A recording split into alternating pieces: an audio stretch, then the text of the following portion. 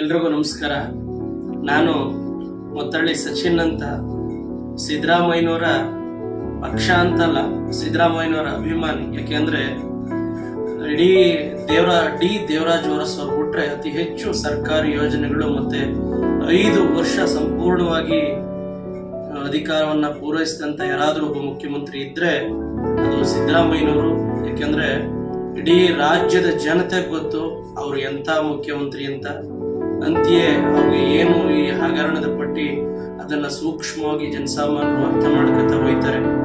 ಏನು ಈಗ ಹಗರಣ ಅಂತವೆ, ಅವ್ರು ಕೊಟ್ಟಿರೋ ಜಮೀನ್ಗೆ ಬದಲಿ ಜಮೀನ ತಗೊಂಡಿದ್ದಾರೆ. ಅದರಲ್ಲಿ ಯಾವುದೇ ಇದಿಲ್ಲ, ಯಾವುದೇ ಹಗರಣ ಇಲ್ಲ. ಅದನ್ನ ಸಾಮಾನ್ಯವಾಗಿ ಯೋಚನೆ ಮಾಡಿದ ಜನರು ರಾಜೀನಾಮೆ ಬೇಕು, ರಾಜೀನಾಮೆ ಕೊಡಿ ಅಂತ ಕೇಳ್ತಾ ಇದ್ದಾರೆ.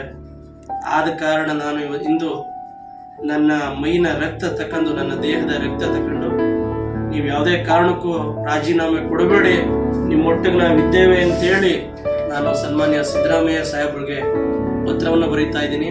ಇವತ್ತು ಭಾನುವಾರ ರಜೆ ಇರೋ ಕಾರಣ ಇದನ್ನ ನಾಳೆ ಅಂಚೆಗೆ ಹೋಗಿ ಪೋಸ್ಟ್ ಮಾಡಿ ಇದನ್ನ ಸಿದ್ದರಾಮಯ್ಯ ಸಾಹೇಬ್ರಿಗೆ ತಲುಪಿಸೋ ಕೆಲಸವನ್ನು ಮಾಡ್ತೀನಿ. ದಯವಿಟ್ಟು ಸಿದ್ದರಾಮಯ್ಯ ಸಾಹೇಬ್ರು ನಿಷ್ಕಳಂಕ ರಾಜಕಾರಣರು, ಭಾಗ್ಯಗಳ ಸರ್ದಾರ್ರವರು. ಯಾವುದೇ ಕಾರಣಕ್ಕೂ ರಾಜ್ಯದ ಮುಖ್ಯಮಂತ್ರಿಗಳಾಗಿ ಅವರು ಸಂಪೂರ್ಣವಾಗಿ ಅಧಿಕಾರ ನಡೆಸ್ತಾರೆ. ಜೊತೆಗೆ ಅವರು ಯಾವುದೇ ಕಾರಣಕ್ಕೂ ರಾಜೀನಾಮೆ ಕೊಡುವುದಿಲ್ಲ.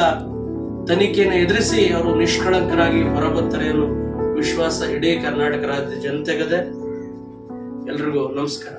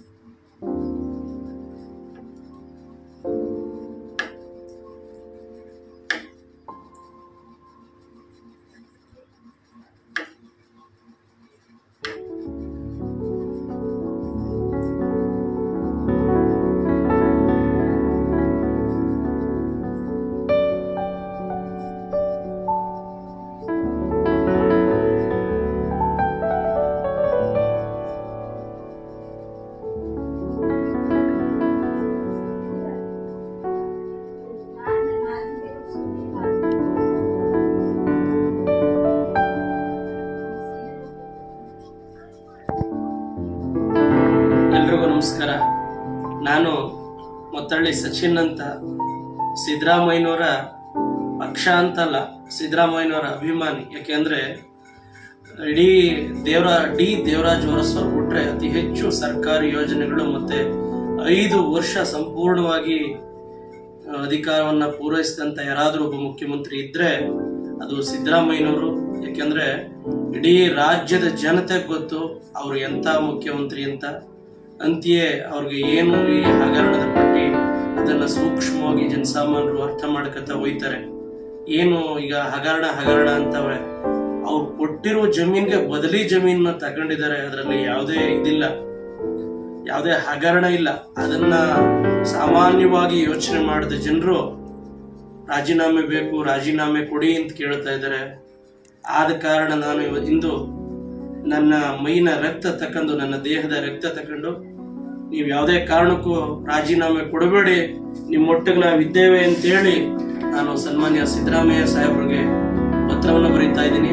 ಇವತ್ತು ಭಾನುವಾರ ರಜೆ ಇರೋ ಕಾರಣ ಇದನ್ನ ನಾಳೆ ಅಂಚೆಗೆ ಹೋಗಿ ಪೋಸ್ಟ್ ಮಾಡಿ ಇದನ್ನ ಸಿದ್ದರಾಮಯ್ಯ ಸಾಹೇಬ್ರಿಗೆ ತಲುಪಿಸೋ ಕೆಲಸವನ್ನು ಮಾಡ್ತೀನಿ. ದಯವಿಟ್ಟು ಸಿದ್ದರಾಮಯ್ಯ ಸಾಹೇಬ್ರು ನಿಷ್ಕಳಂಕ ರಾಜಕಾರಣರು, ಭಾಗ್ಯಗಳ ಸರ್ದಾರ್ರವರು.